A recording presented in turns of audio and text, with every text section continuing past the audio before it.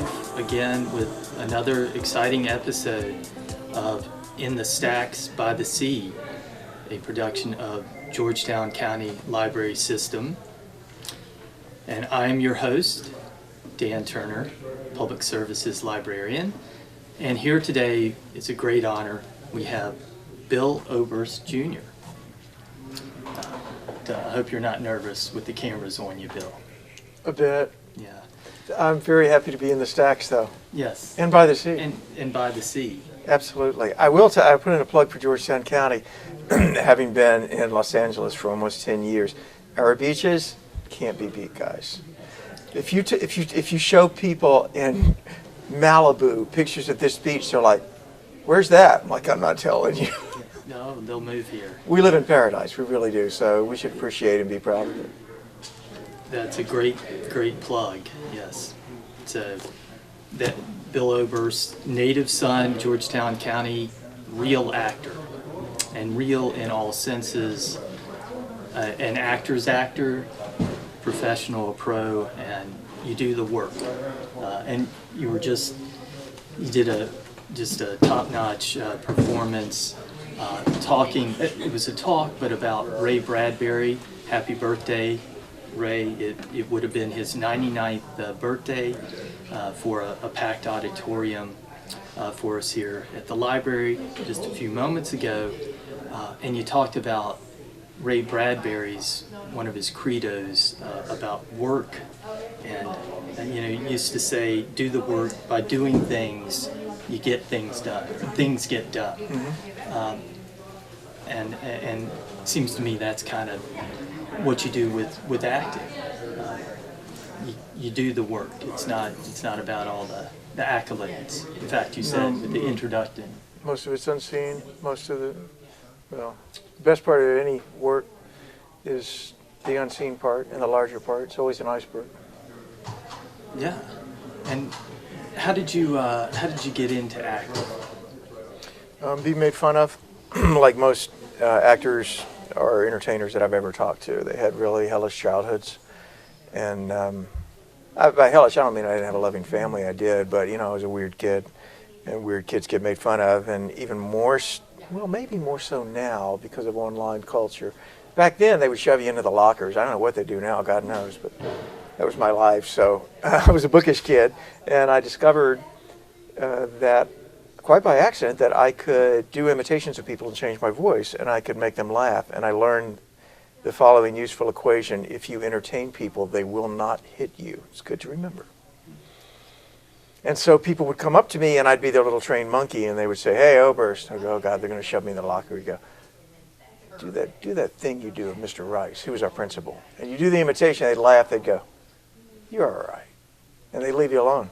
So, and that's a story that you hear over and over again from anybody who's a professional entertainer. Usually they'll tell you, "Oh yeah, people made fun of me."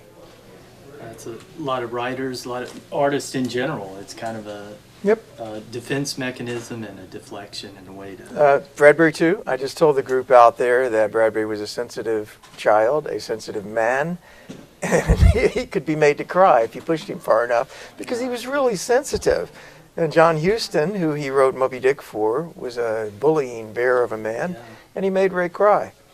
There's a line in the show where Maggie, the character of Maggie, Ray's wife, says, "You woke me up in the middle of the night to hear a foghorn." And Ray says, "It made me cry." And she says, "Darling, the phone book makes you cry." And it's true for artists. I had to memorize a poem for the beginning of the presentation I just did at the library's poem called Remembrance. And I had to memorize it over the last 3 days. I decided to do it. So I would do it over and over. And just about every single time I choked up.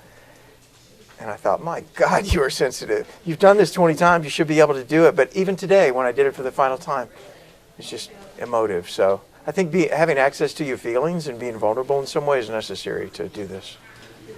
Absolutely, yeah. To be a writer, as Bradbury, you have to inhabit other people, that otherness, other imaginations, and that's what you do as a reader as well. But as an actor, you've got to be able to, I would assume you have to transfer into all these other lives. And what you learn, Dan, the cool thing is, the more you become other people, if you really do it and you really submerge yourself in other lives, then you learn there is no other. And you can never again, without catching yourself, make a generalization about anybody, let alone a group of people, because there is no other. There are only potential variations of yourself. There's no other. There's no other groups of people that are unlike you. There's no other people whose thoughts or lives are so differently that you can label them. They're all you. It reminds me of Carl Sagan's "We're all star stuff." That's the larger sense of the idea. But it's very liberating, and that's why I think you find so many actors are bleeding hearts. Because it's hard to be inside all of these different types of humanity and then to still have a negative view of humanity when you're finished with it. Because you're like, my God, we're all the same. Yeah, you think it might go the other direction, that you become pessimistic and cynical, but there's hope there. That's why actors are always involved in helping animals and sending us out into space and these very egalitarian philanthropic kind of ideas, because they're always thinking, surely we can do better than this.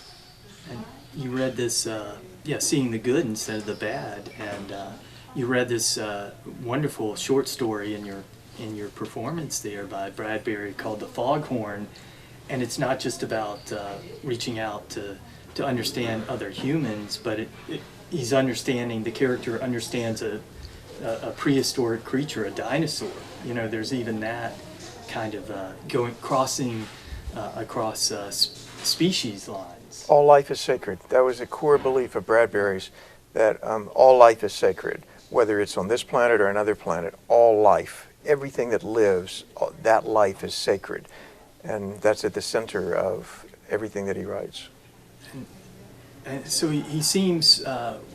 We talked about how people don't seem to be reading Bradbury anymore or as much, but he seems so relevant today, and that's one of the things that even environmental movement, animal rights, also with the space exploration, and as we keep moving out into the universe and what we might find other forms of life potentially. But what did draw you to putting together this one-man stage show devoted to Ray Bradbury? The culture of celebrity, and the emptiness and the loneliness of the culture of celebrity. Climbing this little tiny ladder in Los Angeles and learning the business and achieving this level and this level and this level, but realizing there's always a level above you. There are lists. LA is all about list. And so, are you on the list? Excuse me, Dan Turner, you're on the list. Come right in. You're on the list. But there's always a list you're not on. There's always a bigger list, a greater list, and it never ends. And I met so many people who should have been quite satisfied, but were bitter because they weren't on the next list up, that I had to get off the train somehow. And going back to Bradbury helped me get off the train, and that's why I love him. I mean, I feel like he saved my life twice. He saved it when I was a kid from becoming some crazy, strange, out there, violence-prone child, because in him I found a place for misfits to go. And then he saved me as an adult to keep me from becoming an even more conceited, even more self-centered actor. That's just what the world needs, is another self-centered, conceited actor. Not enough of those. Yeah. His stories are all about sort of drawing characters outside of the self. Yeah. You can't be self-focused, and he, you told this story, but literally you found Bradbury in the woods. Yeah, the book was in the woods. Somebody left it there. Who left this book? I don't know. Maybe, well, they surely did. Who left this person? But maybe somewhere they can see. Whoever left this book in the woods out behind what is now Walmart in Georgetown County in the 1970s, thanks. Thank you. See, everything happens for a reason. And there's my name, Billy Oberst, written in the front.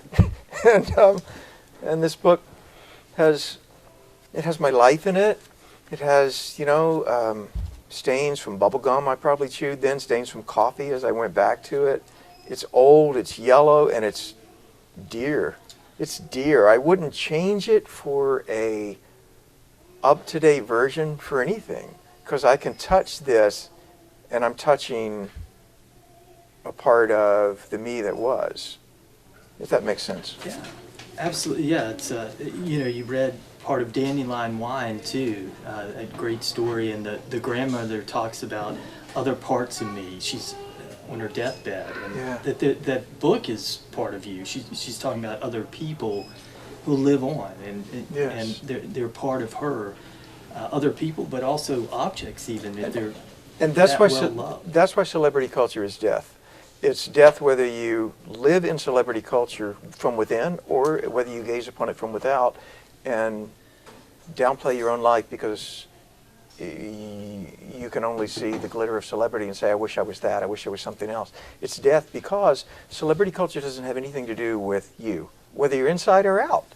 If you're inside it, then you put on this monkey suit, you go stand in line, you watch the guys set up the guys in flip-flops get off a truck and set up the stanchions and the rope and the backdrop, and then the music plays, and then there's people there and there's lights, and oh, how do you feel about this movie? And you walk down it, and afterwards you turn to your manager, whoever's there, and you say, did I do okay? Did I do okay? I was on with a very esteemed actress who I got to stand next to on a red carpet, and she leans over and she says, okay, honey, my feet are killing me. Just keep moving. I can't stand these heels anymore. And I'm like, see, so none of it's real. It's an onion with no center. But the things that have touched our own lives, no matter how humble and tattered, they're real. But I don't know how to convey that other than to take something that's touched me and try to share it with passion. And I hope that peripherally encourages people to celebrate something that's them. Yeah, that celebration without celebrity. There's that love has to, the love combining. That's you it. talked about love with Bradbury and work with Bradbury, but trying to find that balance. The love has to be behind the work. That's it. And I'll tell you a story of last year when I was just about ready to start doing this show. One of the guys who helped me put it together was Dr. Jonathan Eller, and he's written 3 Bradbury biographies, and he's the director of the Center for Bradbury Studies, Purdue, at Indiana State, Purdue University. And so there are all of Ray Bradbury's papers, everything, his correspondence. They've recreated his office from Los Angeles. Everything's there, his ties, his Emmys. So I went there to meet with John for the last time before I did the show, and we went to the center. It was closed. It was Sunday, and John said, I got to stop by. Do you want to go in the center? I was like, yeah, I always want to hang out among Ray's stuff. So always before, there's been like somebody there with me because, the stuff it's very precious, and, there's only one of a kind. And John said, you know what, Bill? He said, at this point, I trust you. I got to go do some stuff at the office. He said, here, just play. And he left me in there with Ray's files. Ray saved everything. So there's all these filing cabinets. He said, just pull open one. Have fun. So I pull open a file at random, pull it out, and it's the manuscript for Something Wicked, This Way Comes, the 1962 novel, which really changed my life, especially when I reread it as an adult. There's so many great themes about aging in there. But anyway, I'm holding the manuscript. Okay. So I would imagine that such a great seminal work like this just came out, much in the way that in the movie Amadeus, you remember Salieri is looking at the music, and he says, these are finished copies. And his wife says, oh no, these are the working copies. Mm-hmm. Which is not true, but it was a great fiction for the movie that he never edited. But, so I thought, oh, here's this. I read the first page. It's very clean. Then I started looking through it. The whole thing's marked up. Right. He's got X's. He's written Y with a little devil face underneath it. He's got points and arrows. He's written no all throughout this manuscript. And so there I saw Ray doing the work that turned into this beautiful, polished gem. But there was the messiness of Ray's Midwestern work ethic. And I sat on the floor and I cried, predictably, looking over this. And John came back in, and he didn't say anything but, because he's an author too, and he understood. Mm-hmm. And I thought, wow, so the fact that I went through 19 drafts for this stage show, that's okay. And I'm still messing with it. He did the work. Yeah. Yeah, it's both together, both happening together, but you need that. Some of that, we try to recover that childhood innocence and love, as you you know, as you noted it. That you don't think. You said Ray Bradbury, that He had credo. right above his typewriter was a sign, don't think. If you think, you'll make stuff up. That was what he said. He said, don't think. If a child loves you, a child says, I love you. That's it. They just say it. They say it because they don't have to think, do I love you, do I not love you? He said, say that you love a thing, say that you hate a thing, and then later you can intellectualize it and go, well, why do I say that? And you can think about it and put meaning to it. But initially you have to say, damn it, this is how I feel. Yeah. And that's, you get the sense that's how you just write it down, you go, that was his process. But Always. That's what he said. Get it out. Get it out. I wake up in the morning and I think the hat. And I start to write, why am I writing about a hat? What kind of hat is it? And I'm writing about the hat. And then when all that's done, then you go, whoa, okay, I'm going to go get coffee and toast. And then I'll come back and I'll start to intellectualize it and structure it. You do have to go back and rework. And you're a writer, you've done that with the stage show 19 drafts. Yep. So far. So far. And you improvise on stage too. And so there's constant work and revision. How about with your acting? How do you approach that? Is it a similar kind of process where you have? Do you go into it? How do you approach a character? Do you go into it? Yeah. Find the wound. Find the wound, and then you can love them. If you can't find the wound, you can't love them. If you hate a person vehemently and passionately, especially someone you never met, it's probably because you never looked for the wound. If you hate someone you do know vehemently and passionately, you damn sure haven't looked for the wound. You find the woundedness, which is the commonality of all human. We all carry around these profound sorrows and these unseen wounds. And if you can just get a glimpse of that, some people won't let you see it, and you have to make it up what it might be.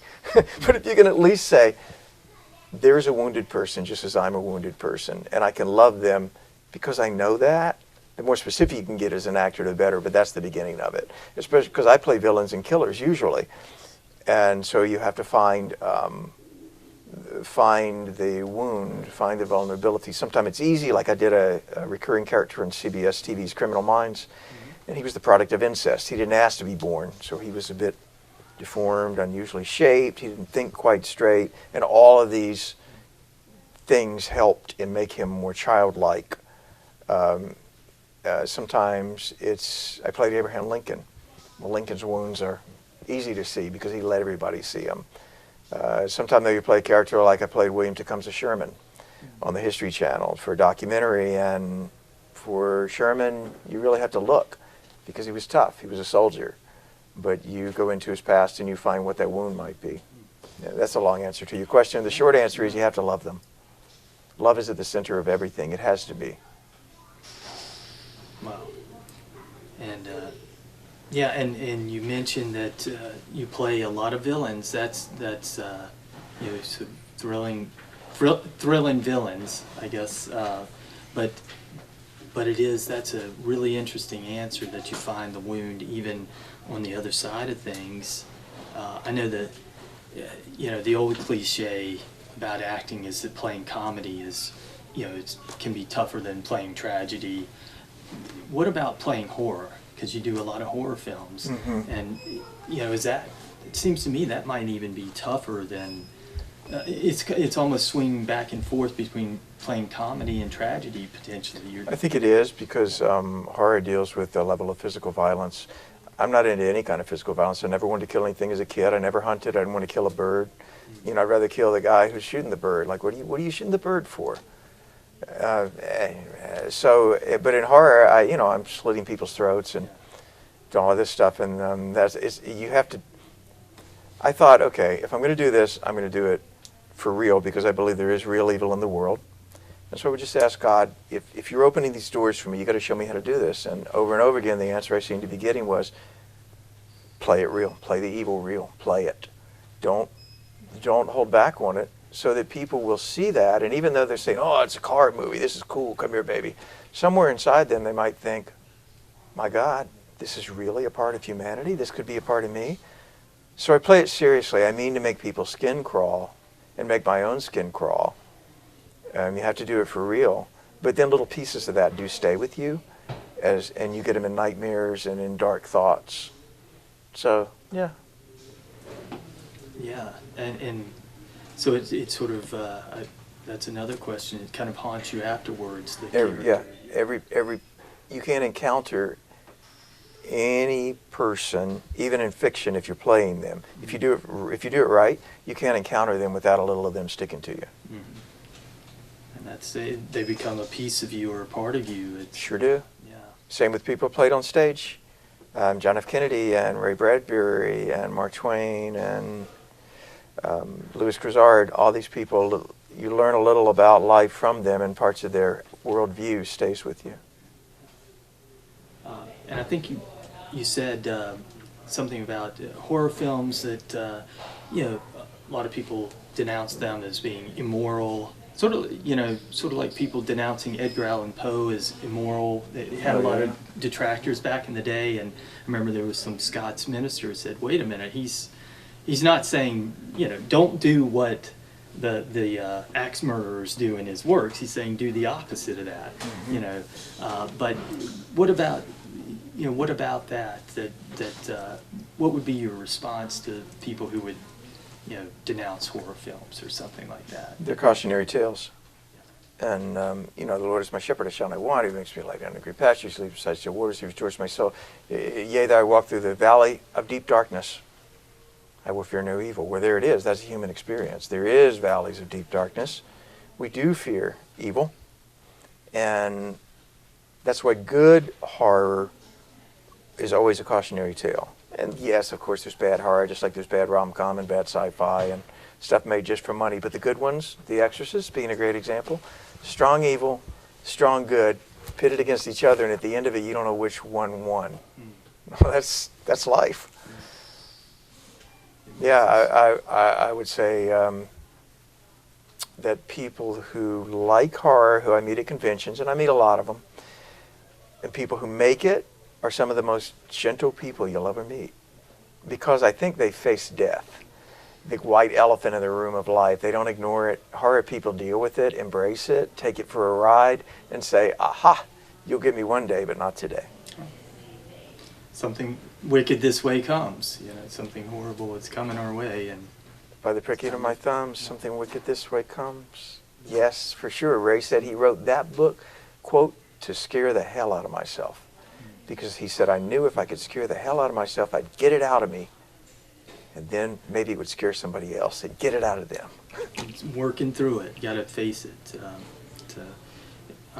And something else you said there.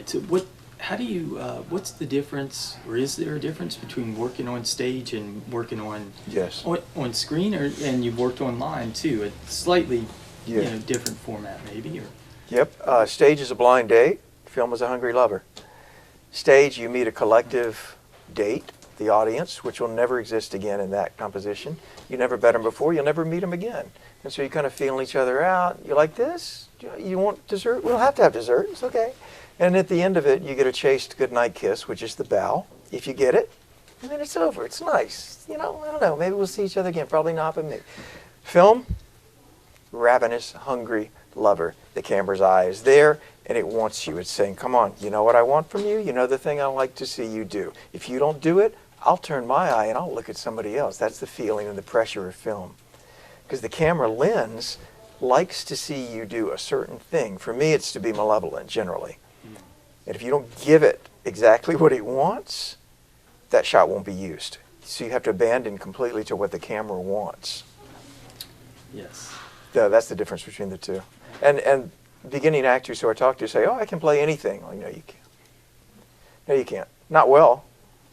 But there's one thing that you can do if you're a camera actor. On stage, you can play lots. But if you're a camera actor, there's one thing, probably just one, that you can do that makes the director of photography, when you're finished, mutter under his breath, my God. When you hear that, you're like, what? That's my thing. I thought I was a comedian. No. You're not a comedian. They want you to look malevolently into somebody's eyes and invade their personal space. Oh, okay. It's finding your niche. Yes, that's how I approach this show.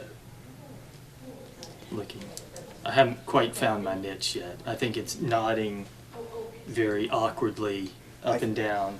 I think your awkwardness is the cover for great lucidity. That's what I think. I think you have so much in there that it comes out haltingly. Yes, it definitely comes out halting. But there's a great charm in that. It's Jeff Goldblum's charm as an actor. In fact, it's many people's charms as actors, that halting presence. Jimmy Stewart. Great one. Right, like a motor mouse like me, you're like, okay, this has been great, but you know. So, but I always wanted to be Cary Grant, I guess. But Cary Grant said, "So did I." That's right. Yeah. Me Yes. too. That's a great line. So, and you had another great quote from. There's so many great quotes from Bradbury as well as Bill Oberst Jr. in your presentation, but where is your imagination?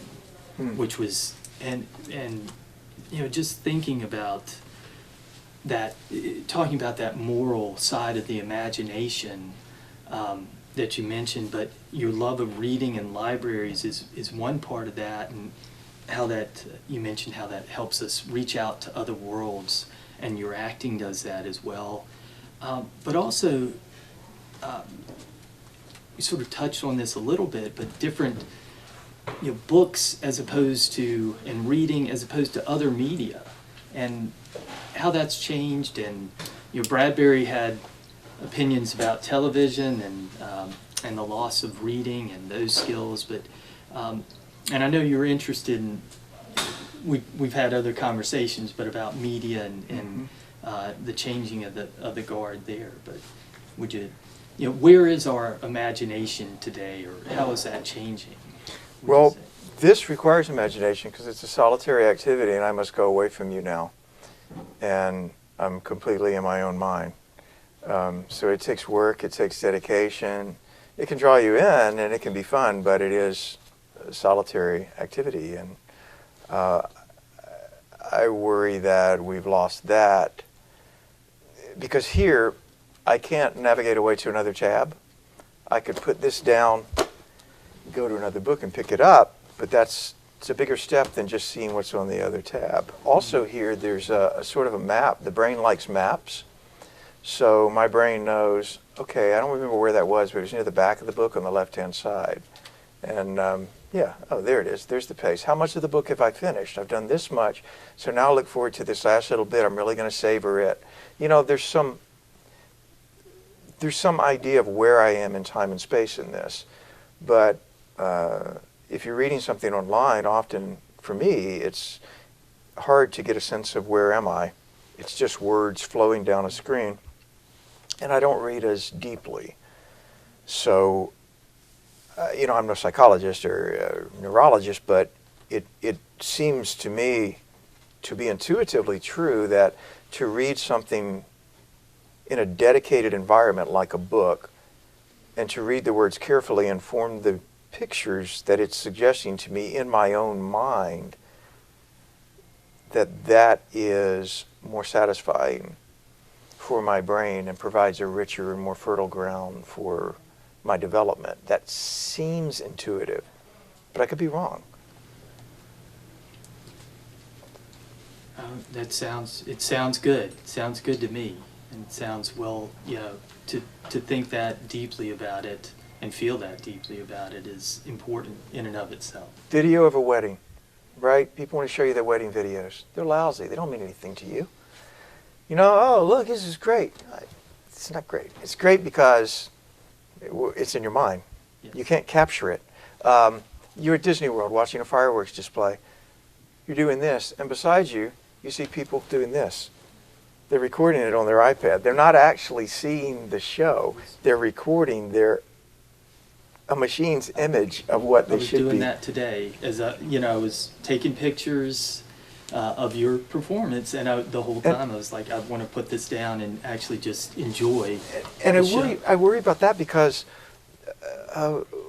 Bradbury said you have to let your mind be free. Don't think, because if you're not thinking, that's why we think of things in the shower. Nothing else to do. And so your brain starts to make odd connections that it wouldn't have otherwise made.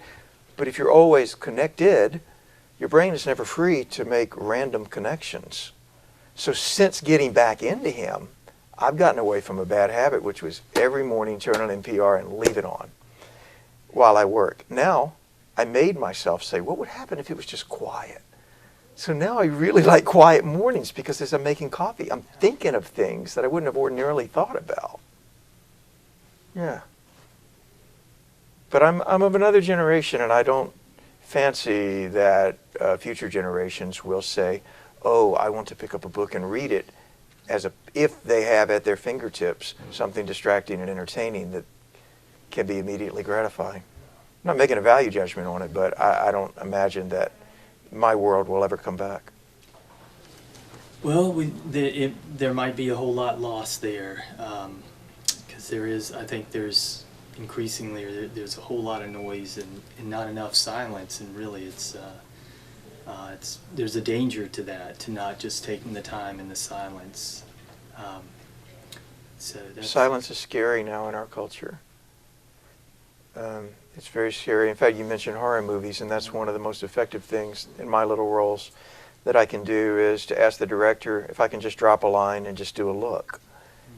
And in those quiet moments, if you're going to get any power, usually that's where they come. Yeah, I had a thought and lost it. Oh, the Velt. That incredible story that you mentioned about the nursery, and there's a problem with the nursery, and but these kids, the nursery is an African, it's a screen. Yes. And it's an African Velt, and the kids are just absolutely ensconced, and they're immersed in this African Velt. Yes. And they want to just live in it. Yeah. And so they're complaining that they can't just stay in there all the time. And the father wants to shut it down. He says, we're shutting down the nursery. Yeah. And they say, you can't. And then he says, we're shutting down the whole house, in fact. And he goes, because in Ray's day when he's writing this, he didn't have Alexa. But what he's talking about is the houses that we have today. And they say, we're shutting it off. Yeah. And they go, we'll have to tie our own shoes? And the father says, yes. And he says, why would I tie my own shoes when there's a shoe tying machine? Why would I do anything when there are machines? Yeah, and it's come to pass. That was 1950, 55 or whatever that is. Yeah. And it's pretty much come to pass, and that screen addiction is it's staring us in the face in those moments of quietude. It is an addiction. Yeah. And I'll be dead soon, as in the course of time, not much longer in the longer space of time. And so what do I want to leave behind? Because Ray says everybody has to leave something behind, something your hand touched, so your soul has some place to go. Where will my soul go? And I was looking at all of the stuff that I was doing, and trying to climb these ladders, and I had gotten so far away from where my soul was, and I thought, if I die right now on this red carpet, when these bad, what am I leaving behind? Oh, some actor. What am I leaving behind? What is a part of me that I can leave behind? And so that's when I went back to Bradbury, because there are ideas in here, there's humanity in here, there's hope in here, and I have access to it because this was my generation, and because of circumstances in my life led me to a passionate love for this author. So I have to give that back. I have to get it out with passion and leave that behind, and then my soul will have someplace to go.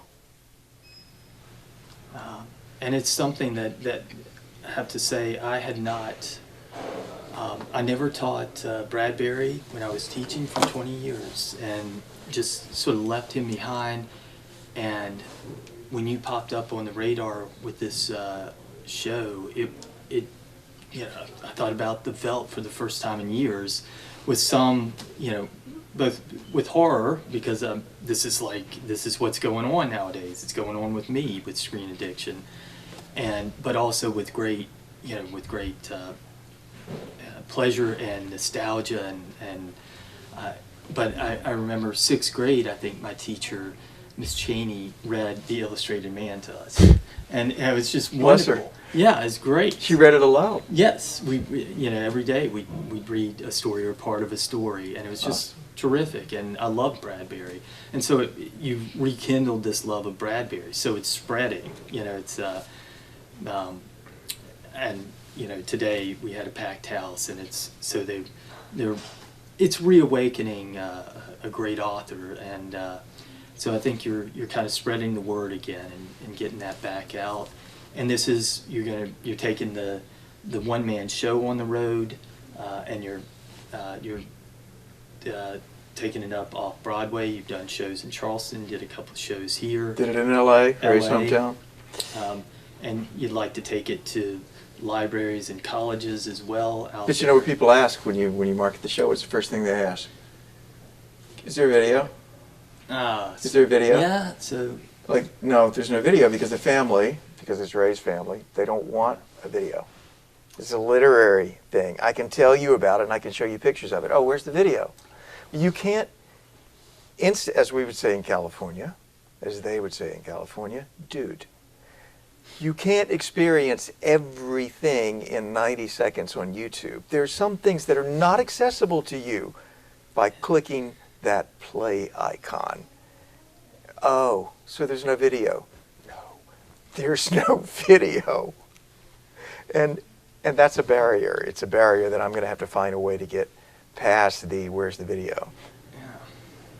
And it is, yeah, it's as we're recording and, we're putting this on video so others can see, we do, yes. We fall into the trap, and you're a well-known film actor and online. Absolutely. This stuff is a remnant of the typographical age, what Neil Postman called the typographical age, and it was a different age, and people's minds operated a different way. But I can't take this material and adapt it to something that's video friendly, because then it's no longer the typographical age material, and that's the challenge of, with integrity, taping things from a typographical age and translating them. Because you start dumbing them down, you start truncating, and that's why no film adaptation of Ray's work has ever worked, because it's all in the descriptive language, and it's not about the plot. Yeah, and there is something, about even I would call that, it's a talk, but it was really a performance today, that there's something, we filmed it, it'll be available, but it's, there is something about being there, and that as I was taking pictures to reproduce online and say, hey, this event happened here, and brag about it, but I wanted to put that phone down to be part of it and participate, because there was something really participatory about it. That's what happened to movies. The great sorrow, one of them of my professional life, is what happened to movies, that most independent films will never be seen in a theater ever again, because movies now are for Marvel and the big boys. But the whole idea of cinematic exhibition was we would gather together with strangers in the dark. What a concept. I'm with people I don't know? Yes. Can I contact the outside world? No, you're in a dark room with them, and you're looking at images bigger than life. Now it's the opposite. Now I'm with everybody in the world, and I'm looking at things smaller than the palm of my hand. So all the movie makers that I have worked with in the independent field feel this sorrow, and they want their movies to be experienced by strangers in the dark. And they never will be, because we no longer like gathering in that way. Why would I do that when I can sit at home and watch it myself? But do we lose something by not being with other humans? And I know we don't want to, when books first came out, people were saying, oh, don't, back in the day, don't read those, they're damaging your mind. It was the new media of its time. Yeah. And so we don't want to say, oh, it's, be all fearful of new media, because we're old people, but there is, you do feel there's something being lost, and you want to be aware. Ray Bradbury would tell us, you got to watch out for, there are dangers potentially to technology. Not every new technology is necessarily an advancing technology. Maybe you need to learn how to tie your shoes. Neil Postman said this too in his writing. I'm a big disciple of his ideas about media. He said that because we can use a medium, that doesn't mean that we should for a particular thing. He said that television was a funnel, an entertainment funnel, and no matter what you poured into it, it came out entertainment.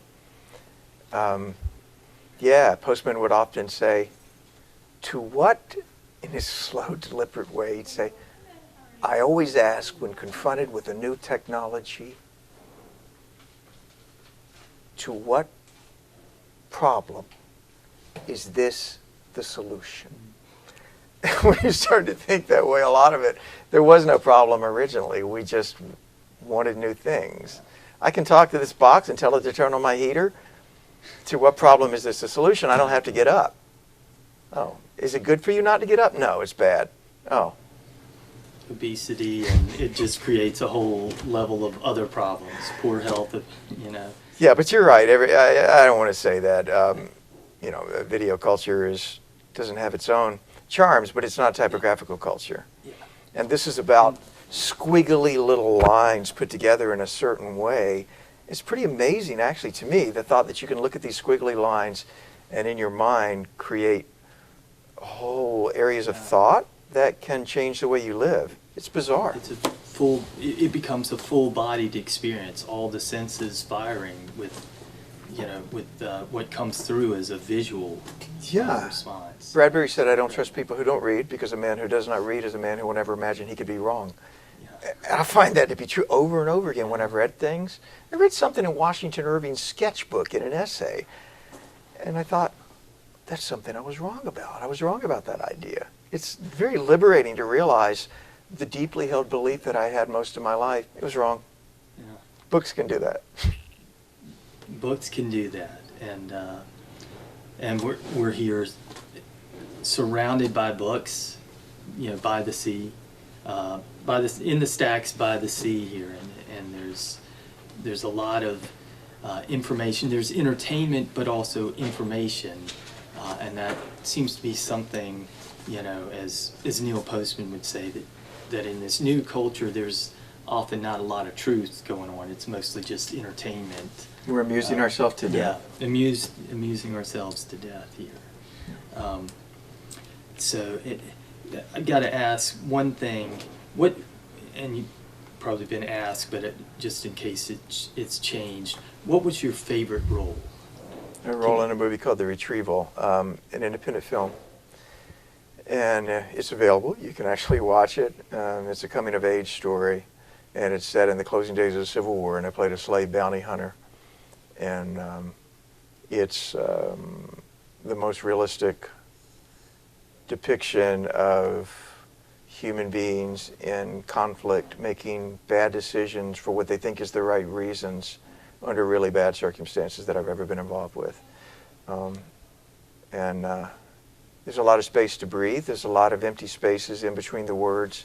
I just think it's a beautiful film. It's called The Retrieval. And then second and third would be the Criminal Minds character I did, because he's the archetype of the wounded monster, the beast who we made a beast by how we reacted to him. And then a movie called The Shining I did for the Hallmark Channel, which was about this tight-knit Amish community, and a girl learns that she's adopted. And she wants to go find her adopted parents, but if she does that, she's going to be shunned and rejected by the whole community. And she has to make that choice. I played the father. So yeah, I like all three of those. I like others too, but those are the three that sort of stand out. If something has to be played at your funeral, clips of that would be nice. That's great. And do you think you could talk with some of your Hollywood buddies and get me on a list, or at least get In the Stacks by the Sea syndicated? I'm not sure what that means exactly. Yes. I've just heard syndication is good. Yes, the show will be completely changed, of course. Right. We'll probably recast. We'll change the title. It will no longer be in a library, right. And it won't really be two people talking. Yeah. But yeah, you'll get a deal. Nice check. Deal is all that matters. Okay, as long as you understand that that's all that matters, is the deal. The hat may stay, possibly.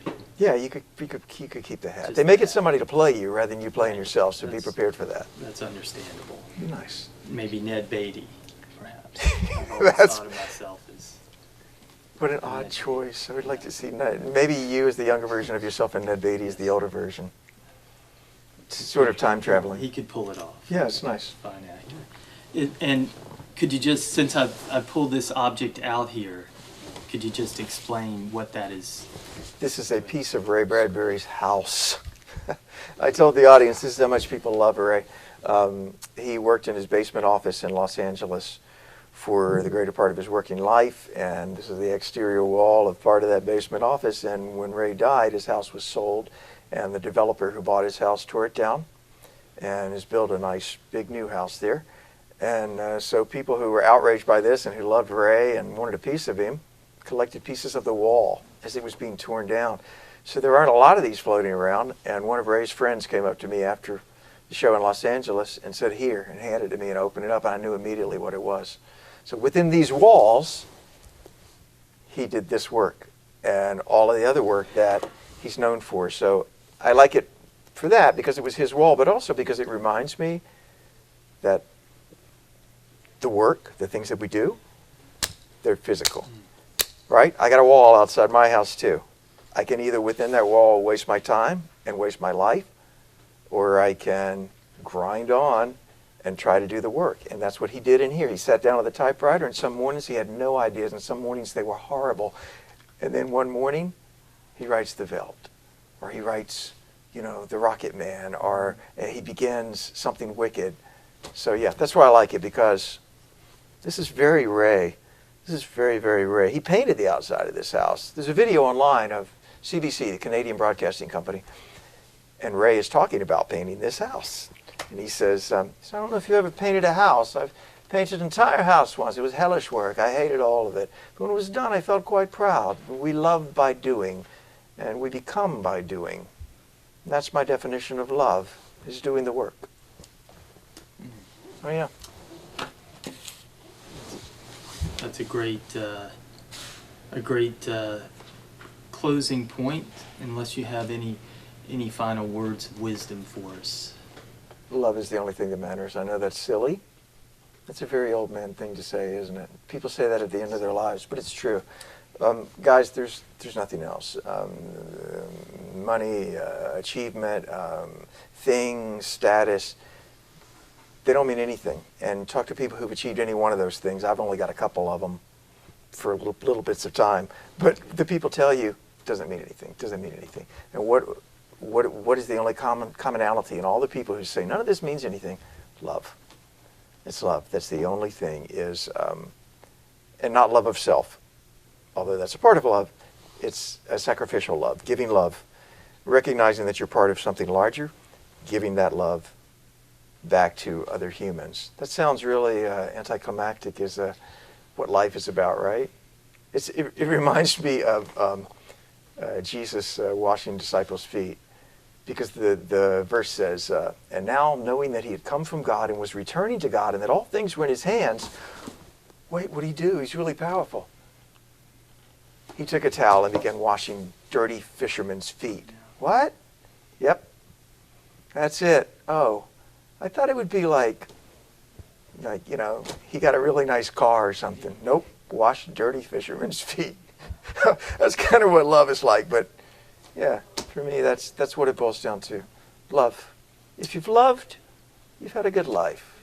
If you haven't loved, work on that. We love the things we love for what they are. It's Robert Frost, but it sounds like the definition of love that Ray Bradbury was giving, that kind of childlike love, and that you know it. That's what he wanted on his... You don't overthink it, and that's... You just love it. That's Jesus what he wanted on of his Nazareth. tombstone. He wanted, "Here lies Ray Bradbury, who loved life completely." Instead, he got Ray Bradbury, author of Fahrenheit 451. But he did love life completely. And he didn't care about the prizes, the Wikipedia he version of didn't care. Ray Bradbury, and you don't either. Nothing laudatory, but love is what there is, and That's right. that's what matters. And as you played Jesus of Nazareth on stage, the red letter words in the Bible, and that was the resounding message. So you're in pretty good company there, giving that message to close. Thanks for this opportunity, Dan. I really enjoyed it. This was thank you truly. This was wonderful, and please host Bill and this wonderful show, Ray Bradbury, live forever, so that Bradbury, part of him, will live forever. And good day.